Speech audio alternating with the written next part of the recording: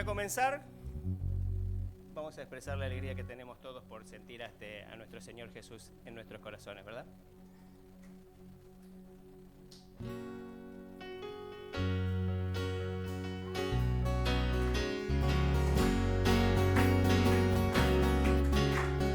La alegría está en el corazón de aquel que conoce a Jesús. La verdadera paz está en aquel que ya conoce a Jesús. El sentimiento más precioso que viene del Señor es el amor de aquel que ya conoce a Jesús. ¿Verdaderamente sentimos la alegría de que nuestro Señor está en nuestros corazones? ¿Verdaderamente tenemos ganas de que el Señor esté en nuestros corazones? Entonces, pongámonos de pie y hagámoslo con todas las ganas. Demostrémosle a nuestro Señor que Él está dentro de nuestros corazones y si no está, dejémoslo que nos toque. Dejémoslo que Él sea el que esté obrando en este momento para alegría no solamente de nosotros, sino también para el gozo de nuestro Señor, para su honra, ¿no? Vamos una vez más.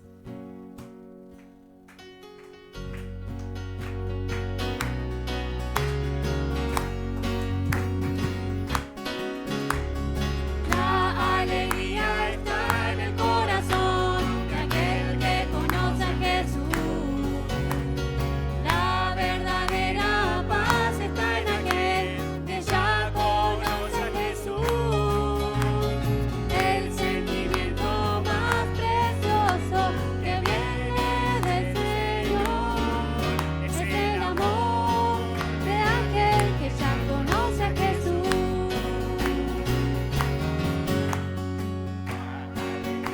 Está en el corazón de aquel que conoce a Jesús. La verdadera paz está en aquel que ya conoce a Jesús. El sentimiento más precioso que viene del Señor Es el amor de aquel que ya conoce a Jesús. Amén.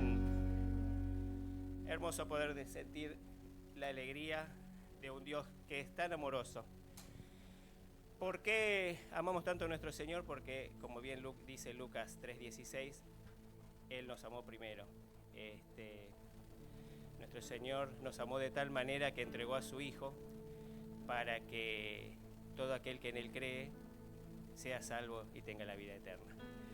Es una bondad tan grande que tiene en su corazón, que nos demuestra cada día que está con nosotros, que nos acompaña, que nos da paz, bendición, sanidad, salvación. Así que queremos cantárselo y agradecérselo.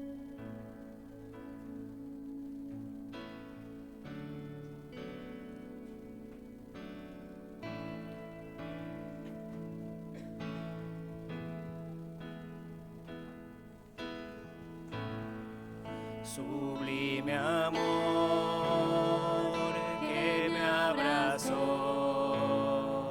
con misericordia,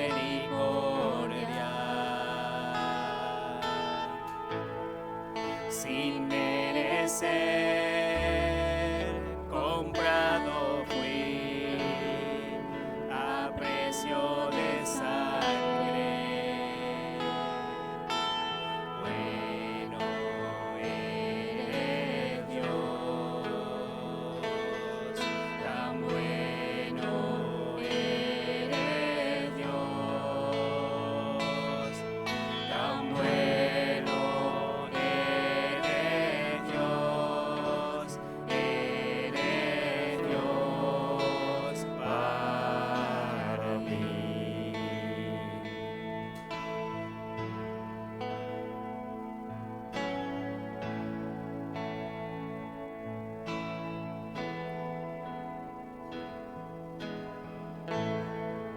Tu cruz, Jesús, estará presente por siempre. Al pecador, el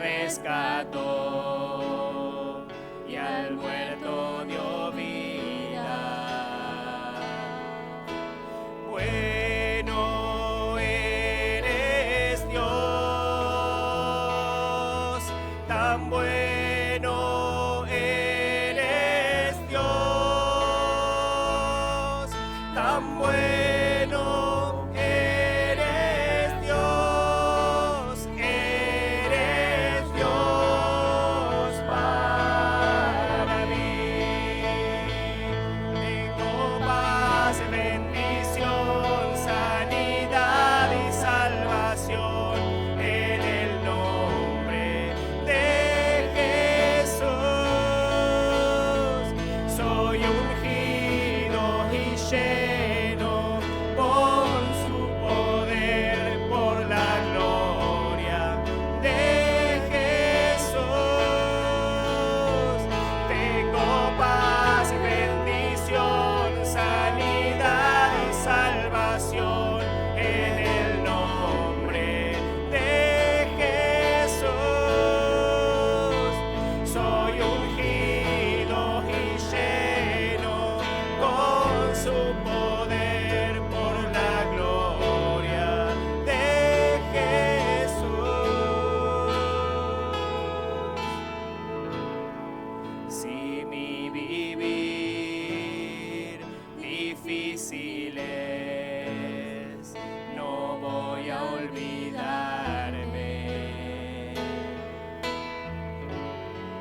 que en esa cruz pagó por mí, ahora y siempre. Tan bueno eres Dios, tan bueno eres Dios, tan bueno eres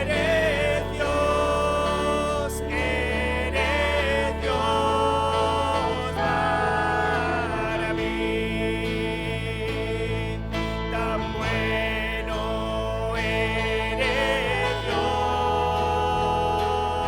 tan bueno eres Dios,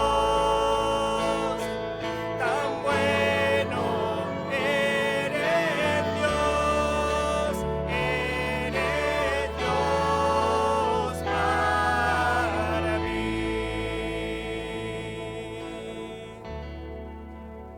Hermoso saber que nuestro Dios es tan bueno. Nuestro Señor Jesús en su última cena decía, al levantar la copa, que era el cáliz de su sangre, sangre de la alianza nueva y eterna que nos permitía a nosotros tener la salvación, el perdón de los pecados y ser justificados ante sus ojos. Así que en este momento vamos a cantar esta canción justamente recordando en ese sacrificio inmerecido y tan grande que el Señor hizo por nosotros, solo para demostrarnos su amor.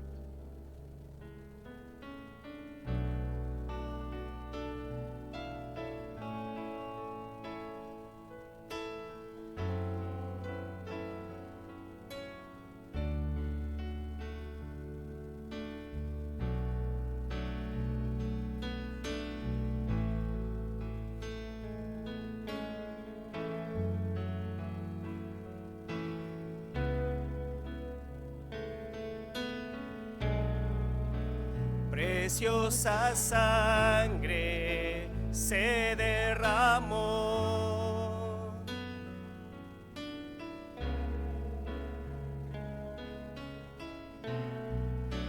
preciosa sangre fluyó por amor,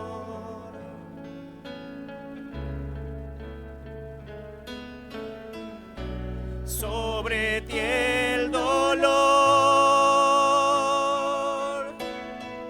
tus venas lloraron, Jesús, Jesús, Jesús.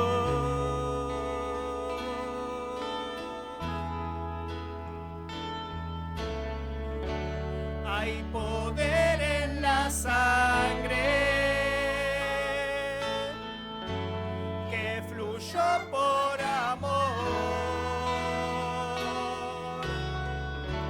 Hay poder en la sangre que Él derramó.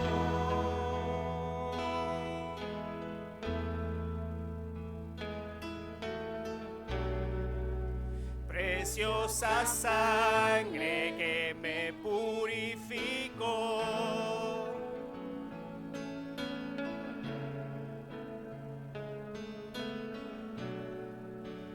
Preciosa sangre que me transformó.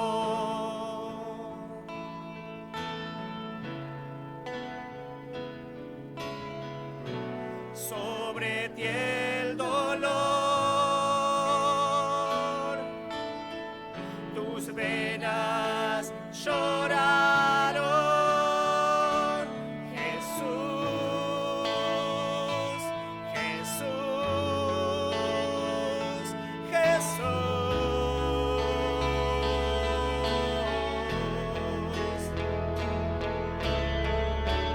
Hay poder en la sangre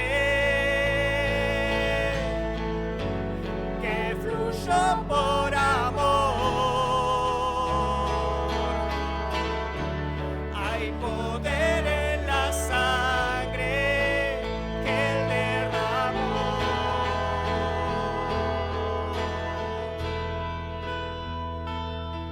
Tu sangre me transformó, tu sangre me perdonó, tu sangre me limpió, tu sangre me sanó, tu sangre me salvó, tu sangre me transformó, tu sangre me perdonó, tu sangre me limpió, tu sangre me sanó, tu sangre me salvó. Hay poder en la sangre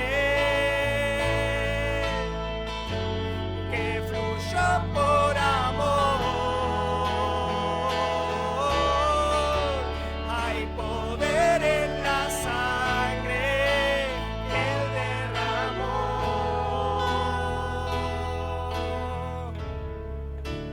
Hay poder en la sangre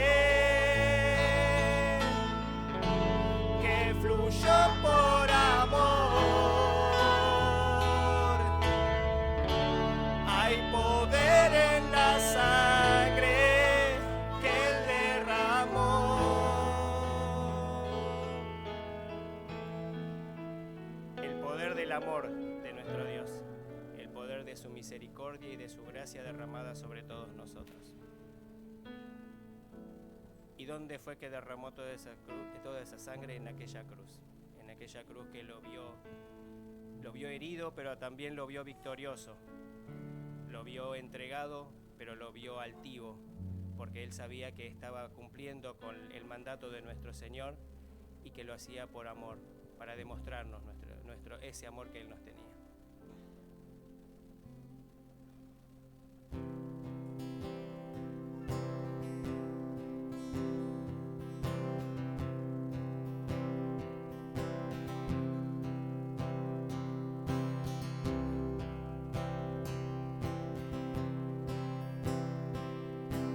El Cordero que sufrió, traicionado fue, el precio de nuestra maldad fue puesto sobre Él. En silencio soportó dolor y humillación.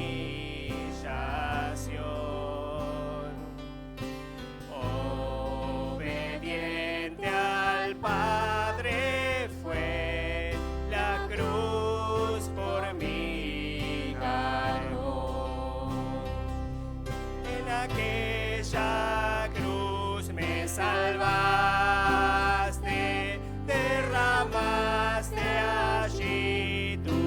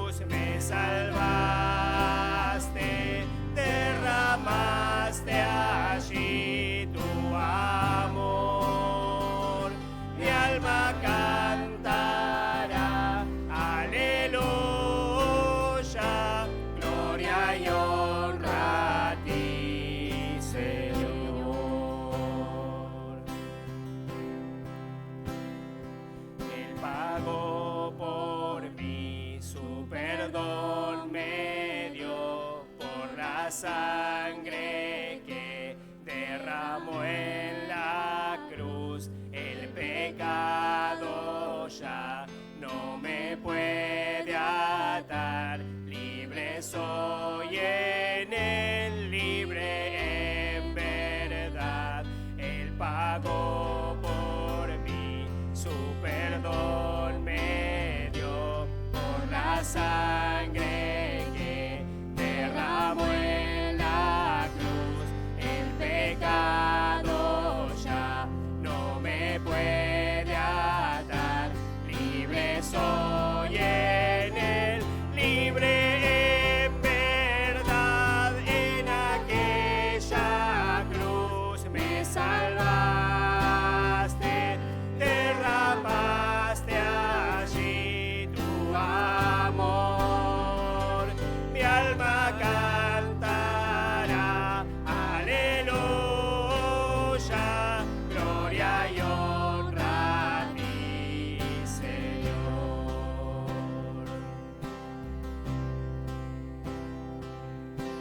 A la muerte él venció, la tumba abierta está. Aleluya al Salvador, Jesús resucitó. En aquella cruz me salvaste, derramaste allí tu amor. Mi alma cantará, aleluya, gloria y honra a ti, Señor. Gloria y honra a ti, Señor.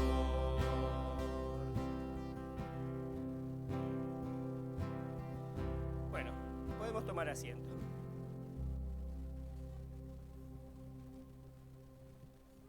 Esta canción dice: hay momentos que no deberían terminar, hay segundos que debieran ser eternidad. Hay muchos momentos en nuestras vidas que nos marcan. El conocer a la persona que nos acompaña en el día a día, el nacimiento de un hijo, la despedida de alguien que tanto amamos. Y son momentos que uno atesora dentro de cada corazón.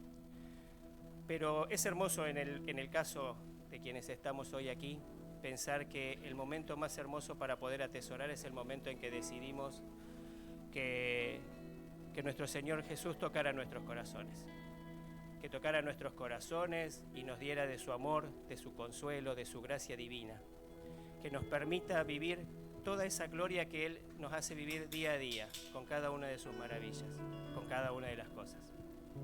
Aún cuando nosotros nos sentimos débiles, Él nos da la fortaleza para seguir, Él nos da esa voluntad para poder levantarnos cada día y hacernos sentir orgullosos de poder llamarnos hijos suyos. ¿Le cantamos esta canción? Ahí nomás como estamos, sentaditos.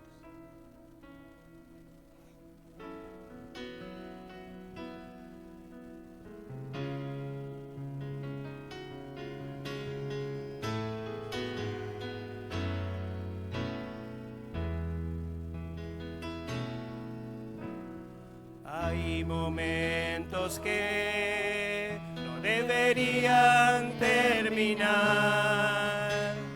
Hay segundos que tendrían que ser eternidad cuando tu espíritu, Señor, se toca con el mío y mi corazón estalla en adoración. Te amo, mi Señor. Se acaban las palabras, solo me queda mi alma para cantarte. Te adoro, mi Señor. No hay nada alrededor, solo estamos tú yo. Solo estamos tú y yo. Hay momentos que no deberían terminar. Hay segundos que tendrían que ser eternidad cuando tu Espíritu, Señor, se toca con el mío y mi corazón estalla en adoración. Te amo, mi Señor. Se acaban las palabras, solo me queda mi alma para cantarte. Te adoro, mi Señor. No hay nada alrededor, solo estamos tú y yo. Solo estamos tú y yo.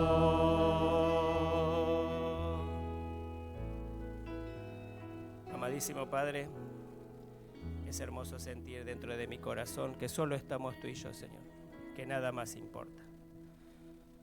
Que todo lo bueno, todo lo malo que nosotros podamos vivir, Señor, es por tu propósito, es porque tú así lo quieres. Sabemos de tu enorme sacrificio y que la alegría está en el corazón de quien te conoce. Sabemos que esa sangre derramada nos permitió estar hoy aquí. A mí me permite estar hoy aquí parado, disfrutando de todo esto, Señor, con mi familia, con mis hermanos de congregación, con todo, Señor. Y te lo agradezco de corazón. Aquella cruz no fue la derrota, fue la victoria, Señor, porque tú allí venciste a la muerte. Y allí nos diste la demostración más grande de amor que podíamos haber recibido. Y te amamos, Señor. Te amamos, te adoramos y te lo agradecemos con todo el alma. Y esperamos día a día ser dignos de tanta gracia derramada sobre nosotros, para poder también sentir que esa gracia que se derrama sobre nosotros nos inunda y rebosa y podemos compartirla con todas aquellas personas que no te conocen. Que cada corazón que no haya sido tocado por ti, Señor, pueda ser tocado a través de una palabra, una canción o algo que nosotros hagamos. Queremos ser tus elementos, tus soldados, tus testimonios, Señor. Y queremos darte gracias porque nos permitís y nos das el orgullo de sentirlo así. Gracias, Señor. En el nombre santo de Jesús. Amén y amén.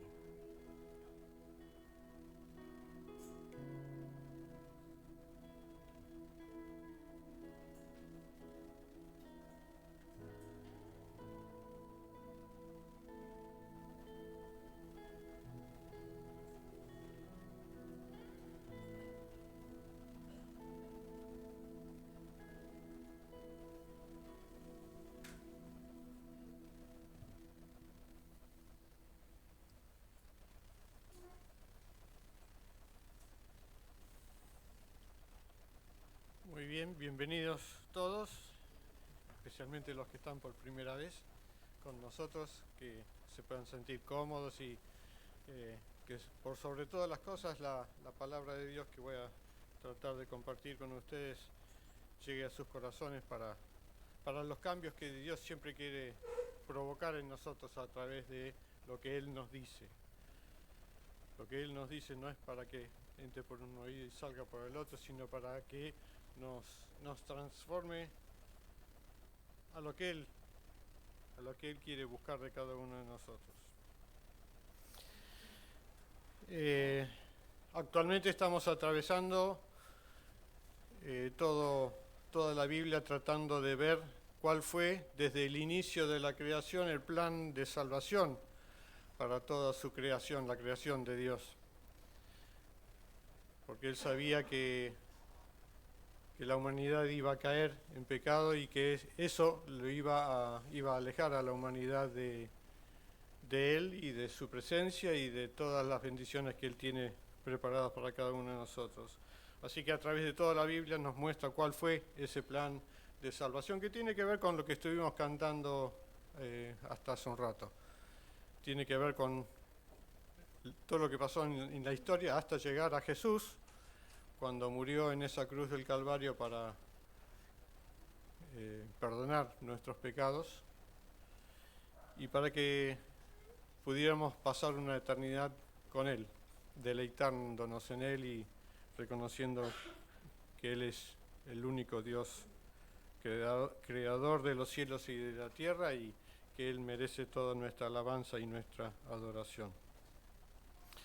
Y nos encontramos ahora, ya habiendo pasado varios de los libros de la Biblia, nos encontramos en todo un periodo que va desde 1 Samuel hasta 2 Crónicas, donde están mostrados todos los reyes que hubo, especialmente sobre Israel, pero también sobre el pueblo de Judá. En Jueces 21, Jueces es el último libro antes de empezar 1 Samuel, en Jueces 21-25, el último versículo de Jueces dice así: en estos días no había rey en Israel, cada uno hacía lo que bien le parecía. Claro, cuando en nuestra vida nadie entre comillas gobierna, hacemos lo que mejor nos parece. Y eso es lo que les estaba pasando al pueblo de Israel. No había rey y cada uno hacía lo que bien le parecía. El pueblo de Dios no quería que Dios reine, porque hasta ahora Dios quería que Él fuera el que reinara sobre todo, sobre su pueblo elegido. Pero ellos querían un rey visible. Por eso es que le piden a Samuel, le piden que les elija un rey que ellos pudieran ver y que Él sea el que gobierne sobre ellos. Quiero compartir con ustedes similitudes en primer lugar y después también algunas diferencias entre los dos primeros reyes que fueron elegidos en Israel, que son Saúl en primer lugar y después David.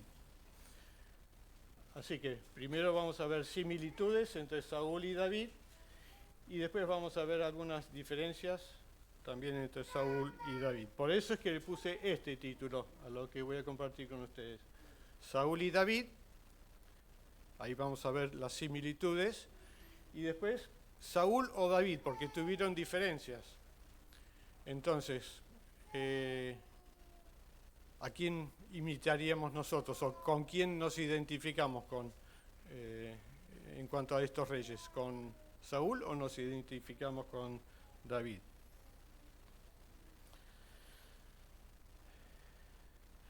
Estos dos reyes son tan importantes, o fueron tan importantes, mejor dicho, que se le dedican primero a Saúl 22 de los últimos capítulos de 1 Samuel, y a David se dedican otros 24 capítulos de 2 Samuel. Así que eran realmente importantes estos dos primeros reyes de Israel.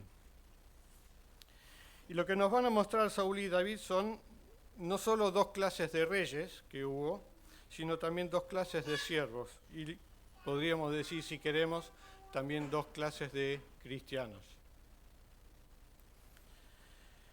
Alguien podría llegar a querer comparar a los dos reyes, a Saúl y a David, y llegar a la conclusión que lo que hizo David fue mucho peor que lo que hizo Saúl. Porque Saúl solo desobedeció a Dios, pero David también adulteró y asesinó. Y podría llegar entonces a la conclusión de que Dios trató mal a Saúl y bien a David, y que eso podría a algunos parecerle no muy justo. Y humanamente podemos llegar a esa conclusión, a juzgar la historia de esa manera. Pero quiero que juntos analicemos para que veamos cómo fue la realidad de la cosa y no nos equivoquemos. Como digo, Saúl y David tenían muchas similitudes y ahora les voy a mostrar algunas de esas similitudes y se van a sorprender porque son muchas las cosas que tenían parecidos. Entonces, similitudes entre Saúl y David. No los voy a poder desarrollar porque esa no es lo importante de lo que quiero estar compartiendo con ustedes. Simplemente los voy a mencionar. Los dos eran jóvenes cuando fueron llamados por Dios. Si no me equivoco, David tenía alrededor de 17 años y Saúl cerca de los 30. Los dos eran hermosos, eso nos lo dicen los versículos que están marcados acá. Los dos provenían de familias de poca estima, de todos los pueblos que había, de todas las tribus que había formando el pueblo de Israel, eran los de menor importancia. Los dos se consideraban indignos de ser reyes cuando Dios los llamó. Los dos finalmente llegaron a ser reyes en Israel. Los dos fueron ungidos con el aceite de la unción por Samuel, el profeta. Sobre los dos vino el Espíritu Santo. Ahí están los versículos también. Los dos tenían unos 30 años cuando comenzaron a reinar. Los dos reinaron por 40 años.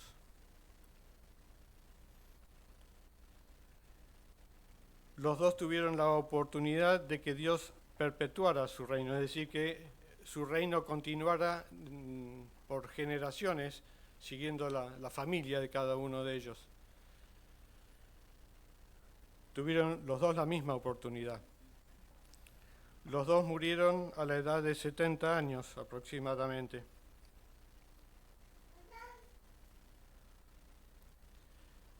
Los dos cometieron grandes pecados contra Dios.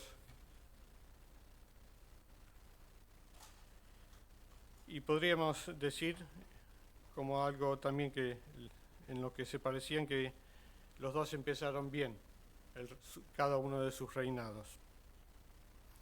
La diferencia es que las terminaron de distintas maneras. No terminaron bien los dos. Saúl terminó mal. Primera Crónicas nos dice 10, 13 y 14, así murió Saúl por la transgresión que cometió contra el Señor por no haber guardado la palabra del Señor, y también porque consultó y pidió consejo a una adivina, y no consultó al Señor.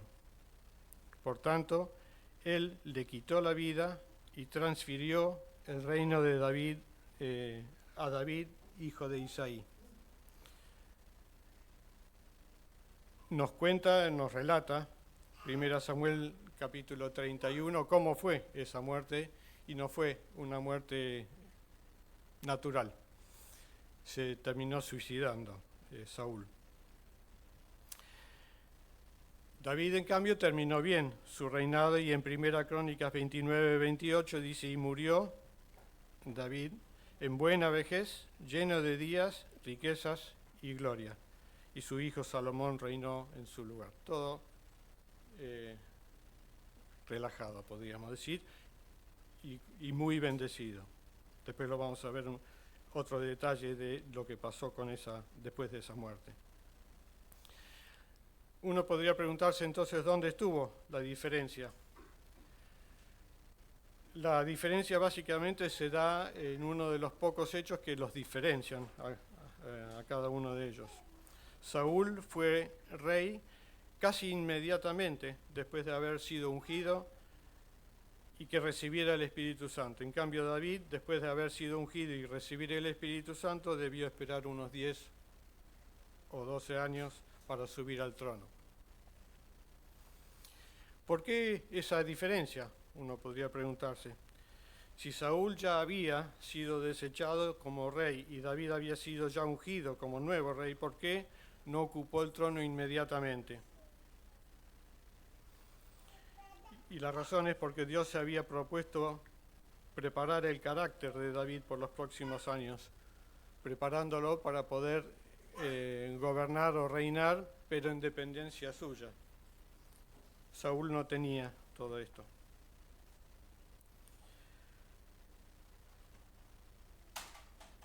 Cuando Saúl pecó, ya siendo rey, y después vamos a ver algunos de esos casos de cómo pecó, dice 1 Samuel que el Espíritu Santo se apartó de él. Pero Saúl siguió reinando. Reinó por mucho tiempo después sin la presencia y el poder del Espíritu Santo, lo que nos muestra que un cristiano, entre comillas, nominal o que está viviendo en la carne, también puede vivir una vida religiosa sin el poder del Espíritu Santo, solo en apariencia. Los que viven conforme al corazón que David tenía son los que tienen la presencia, pero también el poder del Espíritu Santo, pero también están viviendo vidas que se van transformando día a día más parecidos al carácter que Cristo tenía. Y para esto Dios tiene preparada una escuela. Podríamos llamarlo la escuela de David. A esta escuela pocos quieren entrar cuando se dan cuenta de lo que eso representa, y menos todavía son los que se gradúan en esta escuela. La escuela de David es la escuela del quebrantamiento, donde Dios trata con el orgullo, la soberbia, la autosuficiencia, la confianza en uno mismo, la impaciencia, la desobediencia, las motivaciones equivocadas y el mal carácter, y podríamos seguir agregando algunas otras cosas, pero es donde se va transformando nuestro carácter. Todas las cosas feas que tiene nuestro carácter se va puliendo y Dios va perfeccionándolo, haciéndolo cada vez más parecido a Cristo. El reinado de Saúl fue una clara demostración que él no pasó por una escuela parecida a por la que pasó David. Y hubo varios de los casos por donde se muestra esto. Tal vez veamos dos de estos momentos. El primer caso es cuando Samuel le había dicho, ya antes, en 1 Samuel 18, le dijo Samuel a Saúl, descenderás delante de mí a Gilgal, y también yo descenderé a donde estás para ofrecer holocaustos y sacrificar ofrendas de paz. Esperarás 7 días hasta que yo venga a verte y te muestre lo que debes hacer. Perdón, este es el versículo. Y recalco en lo que él va a fallar, lo que Saúl va a fallar. Saúl tenía que esperar solo 7 días, solo 7 días.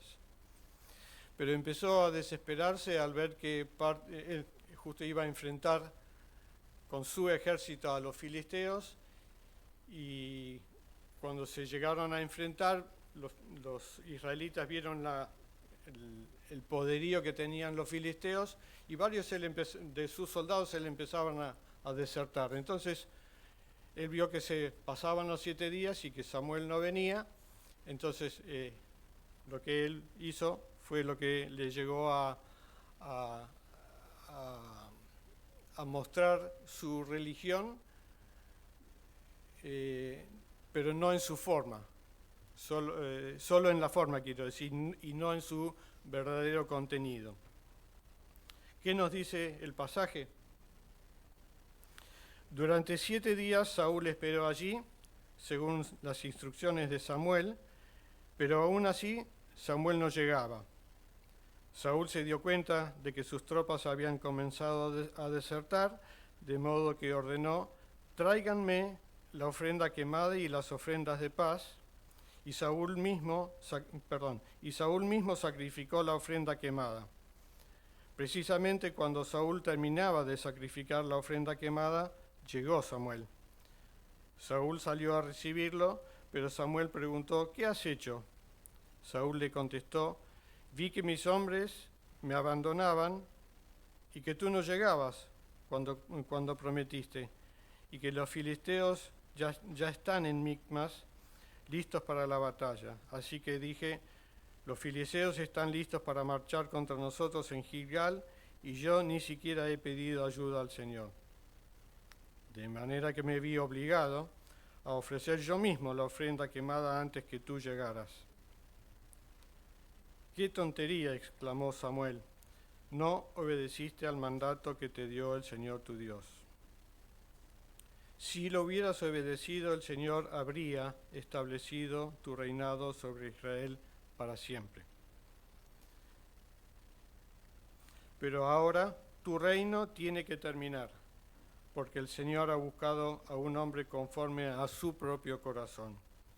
El Señor ya lo ha nombrado para ser líder de su pueblo, porque tú no obedeciste el mandato del Señor. El esfuerzo propio sin confianza en Dios y el actuar independiente de Dios desaprueban a los siervos de Dios. Para que lo podamos aplicar todo esto que estamos viendo a nuestras vidas, uno puede preguntarse cómo actuamos nosotros cuando las cosas se nos complican, cuando contábamos con que algo pasara y no pasa. ¿De qué escuela demostramos ser? ¿De la de Saúl o de la de David? ¿Buscamos desesperados nuestras propias soluciones, salidas o caminos?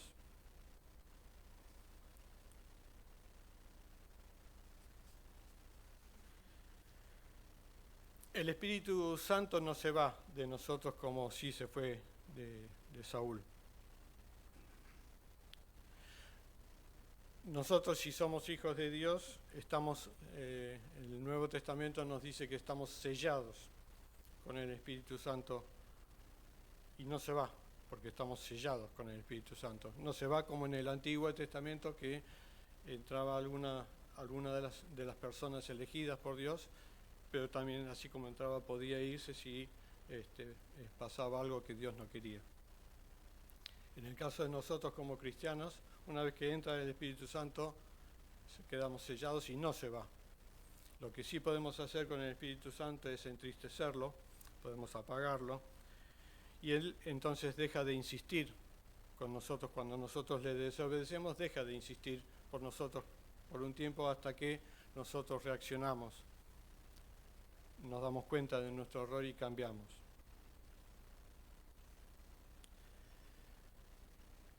Primero Samuel 16:14 nos muestra ahí que el Espíritu Santo se había ido, se había apartado de Saúl, y dice que el Señor envió un espíritu atormentador. Cuando el Espíritu Santo te habla y no le haces caso, alguien tiene que ocupar el trono de las decisiones en tu vida, o de quien influye en las decisiones en tu vida. Si no es Dios, es algún otro, o podés pensar que sos vos el que toma las decisiones, pero si no es Dios el que te está inspirando, vas a ser vos, sí, pero también muy influenciado por lo que nos rodea, por el mundo, el mundo está dominado por el pensamiento de Satanás. Así que lo que va a estar dominando tus acciones y tus decisiones van a ser cosas influenciadas por Satanás. Y tomando ese tipo de decisiones, los primeros que vamos a ser perjudicados vamos a ser nosotros, pero también van a ser perjudicadas en nuestro entorno. Y muchas veces perjudicamos a los que más amamos, nuestra familia, la iglesia, etc. Por esta razón, que el Señor envió un espíritu atormentador a Saúl, es que la vida después que se fue el Espíritu Santo de Saúl, la vida de Saúl fue desastrosa, un desastre. Y tampoco nuestra vida nos va a ir bien si el Espíritu Santo en nosotros está entristecido o apagado, si por estar entristecido o apagado no nos ministra.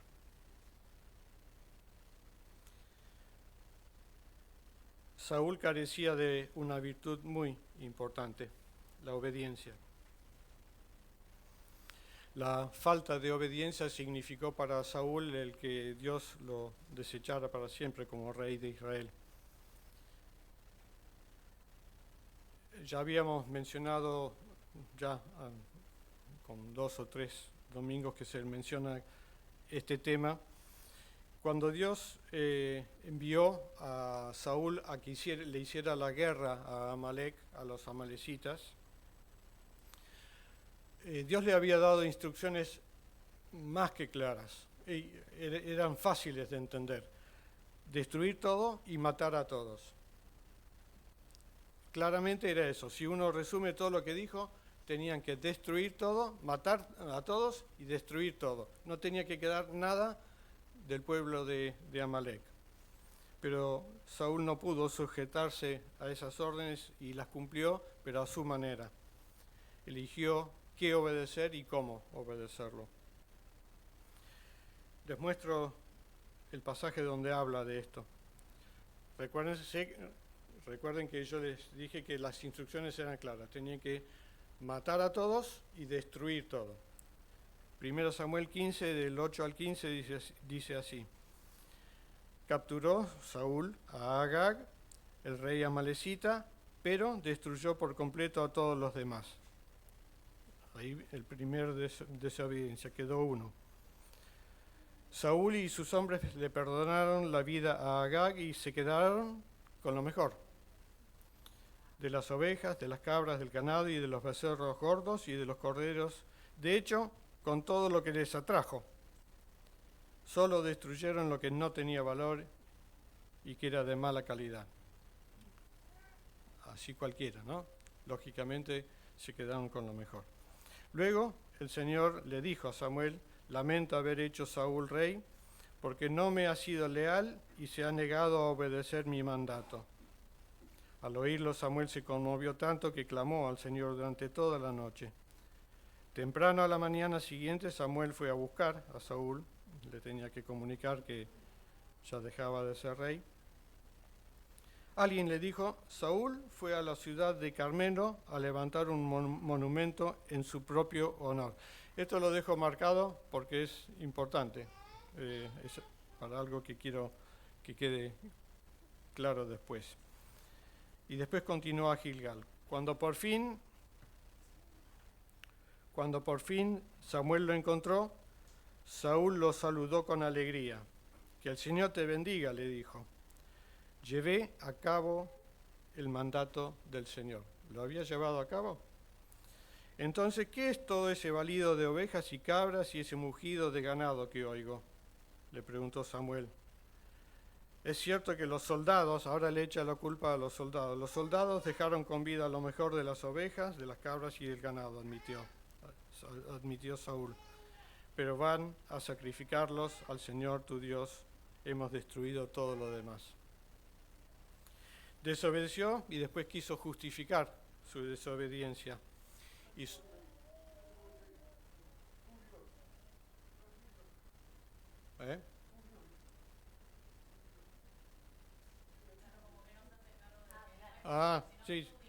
Sí, claro, sí.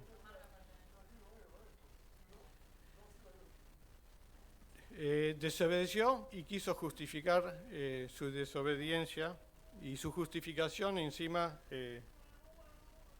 lo mencionó como una buena intención, que era adorar a Dios con los sacrificios de los animales. Y Dios le dice en 1 Samuel 15, 22 y 23, pero Samuel respondió: ¿qué es lo que más le agrada al Señor? ¿Tus ofrendas quemadas y sacrificios o que obedezcas a su voz? Escucha, la obediencia es mejor que el sacrificio, y la sumisión es mejor que ofrecer la grasa de los carneros. La rebelión es tan pecaminosa como la hechicería, y la terquedad tan mala como rendir culto a los ídolos. Así que, por cuanto has rechazado el mandato del Señor, Él te ha rechazado como rey. Saúl, por lo que sea, obedeció al pueblo y desobedeció a Dios. Saúl prefirió agradar a las personas antes que a Dios.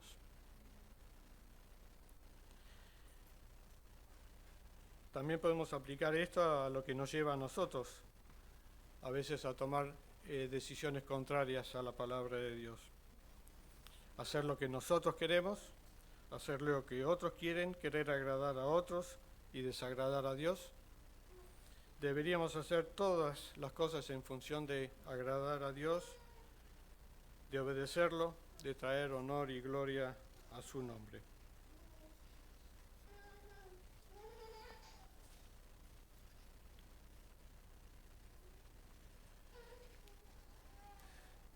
Saúl, por su impaciencia, desobedeció una vez a Dios, se le llamó la atención y volvió a desobedecer una segunda vez.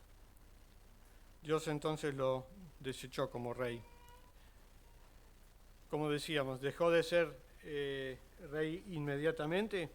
No, pero a partir de ese momento donde el Espíritu Santo se había ido de él, siguió gobernando y siendo rey, pero sin Dios.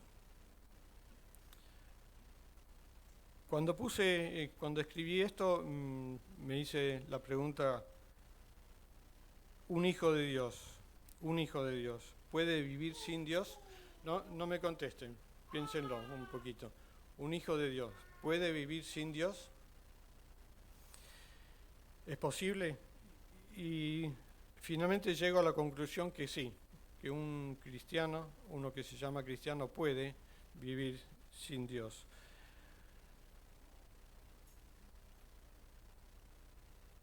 Uno podría preguntarse, ¿es realmente cristiano? Y sí, uno podría llegar a preguntarse si es cristiano o no, pero no nos corresponde a nosotros juzgar eso. Pero en el Nuevo Testamento menciona a aquellos que son salvos como por fuego.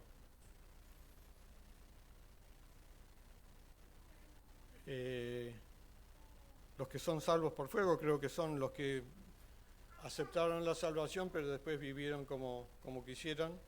Fueron salvos, sus pecados fueron perdonados, pero después terminaron viviendo como querían y tuvieron frutos. Y nos dice la palabra de Dios que algún día esos frutos van a ser probados por Dios para saber cuál fue la intención verdadera en nuestros corazones de todas las cosas que hicimos. Y menciona oro, plata, piedras preciosas, que cuando sean probadas por Dios, pues Él lo va a probar con fuego, esas cosas van a permanecer. Pero después la madera, heno y hojarasca van a ser cosas que también van a ser probadas por fuego y no va a quedar nada. Los que son salvos por fuego van a tener todos esos frutos que van a ser madera, heno y hojarasca y no va a quedar nada. O sea, creo que sí, un cristiano puede vivir sin Dios, pero no van a ser en los propósitos de Dios. En la escuela de David aprendemos a llorar a veces y a depender totalmente de Dios. Aprendemos a esperar en Él y a fortalecernos en Él, a ser pacientes, aprendemos a arrepentirnos y a pedir perdón. Aprendemos a perdonar, aprendemos a orar,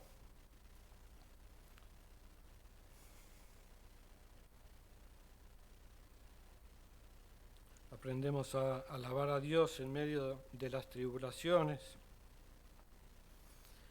aprendemos a amar a Dios y a encontrar todas nuestras respuestas en Él.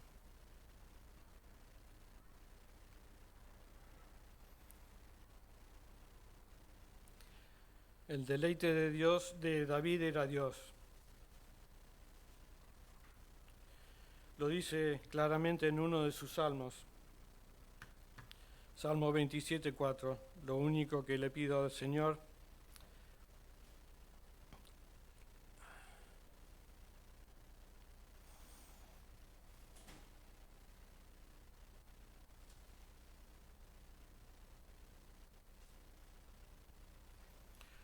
Lo único que le pido al Señor, lo que más anhelo,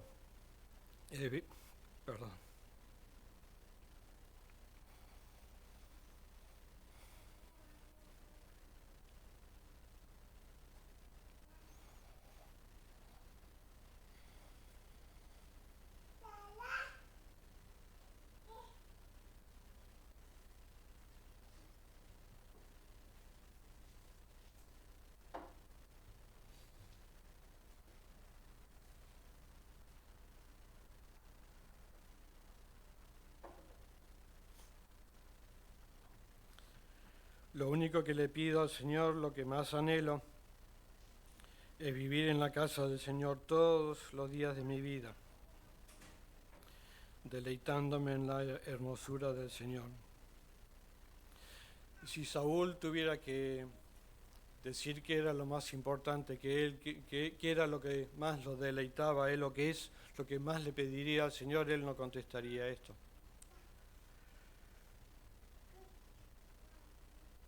¿Qué fue lo primero que hizo Saúl cuando ganó la batalla contra los amalecitas?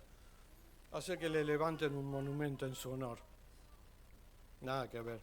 La victoria que le había dado Dios era para que Dios sea honrado y glorificado, pero él prefirió honrarse él mismo. Entonces cada uno en este momento deberíamos preguntarnos qué es lo que a mí me importa más en mi vida, qué es lo que yo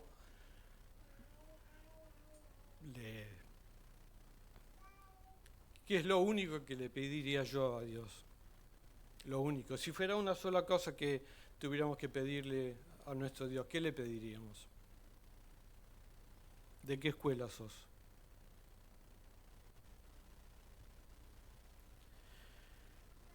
¿Qué tan malo puede ser perder la presencia de Dios en nuestras vidas y que el Espíritu Santo se apague o se entristezca? ¿Qué tan malo puede ser volverse un cristiano al que le pasa esto? Y la respuesta la podemos ver en la misma vida de Saúl.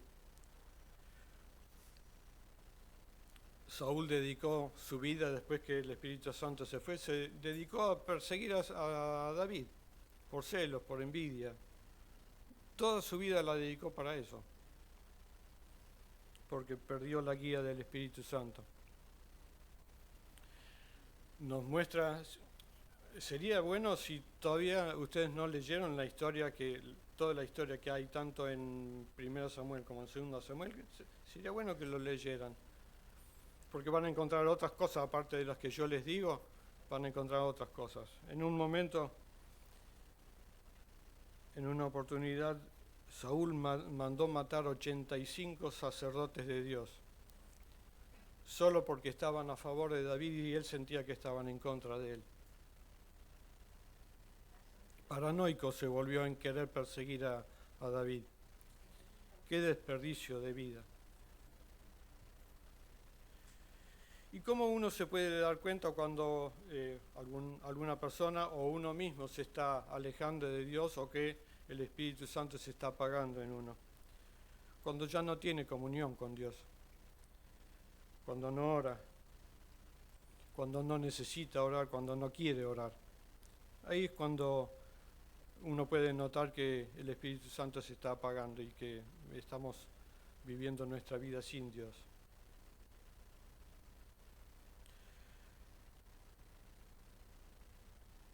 David oraba siempre, oraba todo el tiempo. Todos los salmos son oraciones. Buscaba a Dios siempre, su dirección, su protección, su fortaleza. Buscaba agradar a Dios y deleitarse en Él.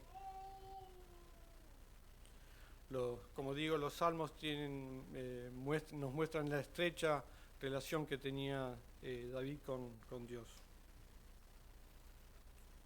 En todo tipo de circunstancia, David escribía sus oraciones, sus conversaciones con Dios. Hay salmos donde él está deprimido, hay otros salmos donde está en las alturas espirituales, hay momentos en que se sentía solo y hay momentos que él sentía que Dios lo estaba abrazando, que estaba bajo sus alas.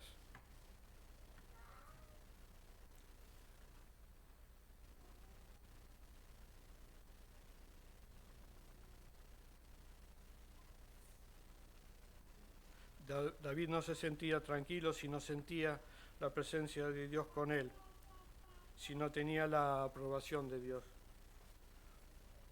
Cuando Dios no lo aprobaba, su vida se caía a pedazos, sentía horrible, como cuando se le descubre su pecado de adulterio con Betsabé.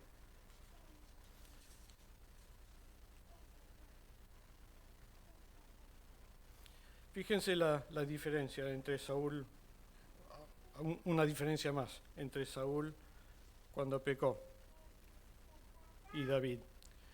Saúl cuando pecó le dijo a Samuel: yo he pecado, pero te ruego que me honres delante de los ancianos de mi pueblo. Reconoció que había pecado, pero le dio poca importancia a eso. Le pedía a Samuel que lo honre delante de todo el pueblo. En cambio, David, cuando pecó, dijo, por ejemplo, en Salmo 32:5, mi pecado te declaré y no encubrí mi iniquidad. Dije, confesaré mis transgresiones a Jehová, y tú perdonaste la maldad de mi pecado. Y la experiencia de David nos puede ayudar a entender lo que debería pasarnos a nosotros cuando no confesamos algún pecado. Fíjense, antes de este versículo de 32:5, 32:3 y 4, dice, mientras guardé silencio, mientras no confesé mi pecado, ¿no? Mis huesos se fueron consumiendo por mi gemir de todo el día.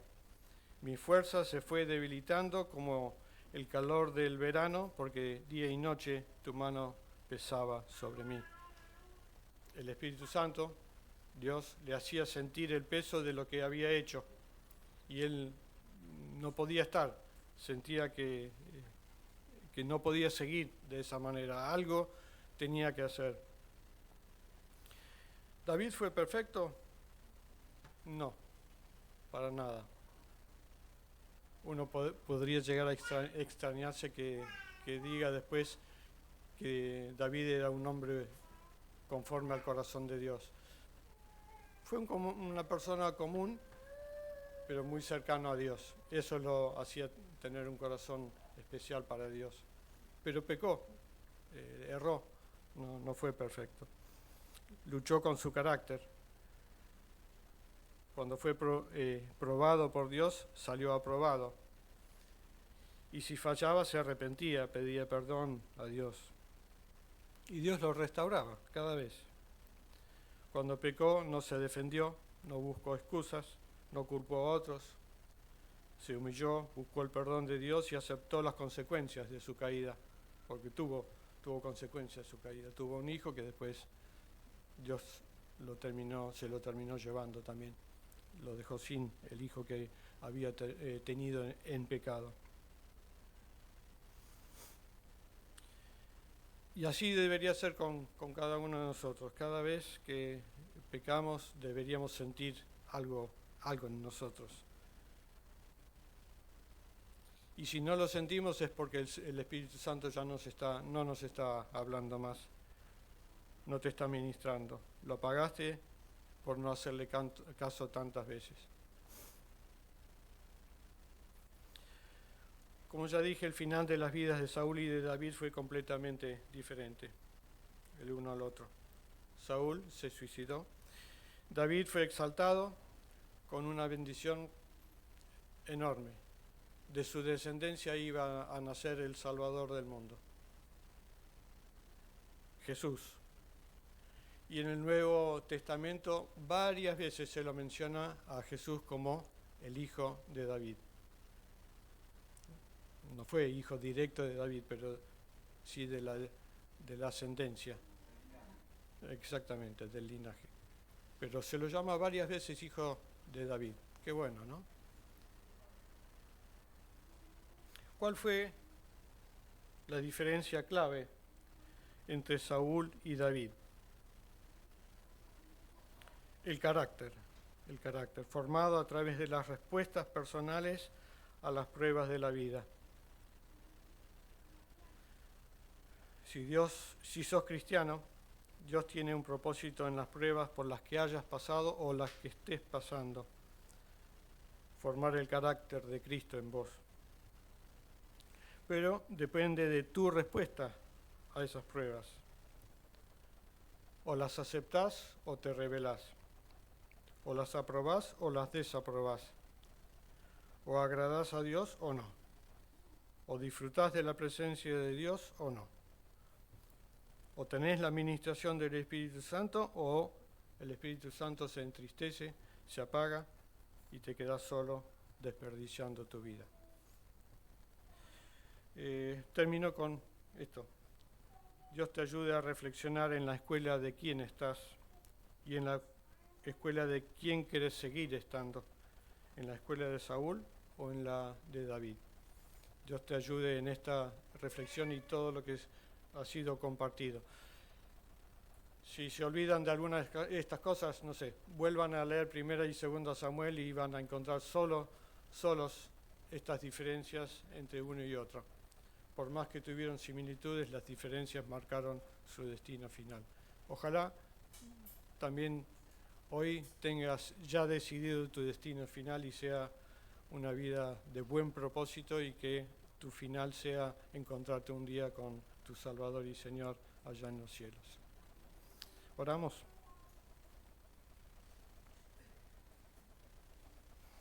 Padre Santo, queremos darte las gracias por tu palabra, Señor.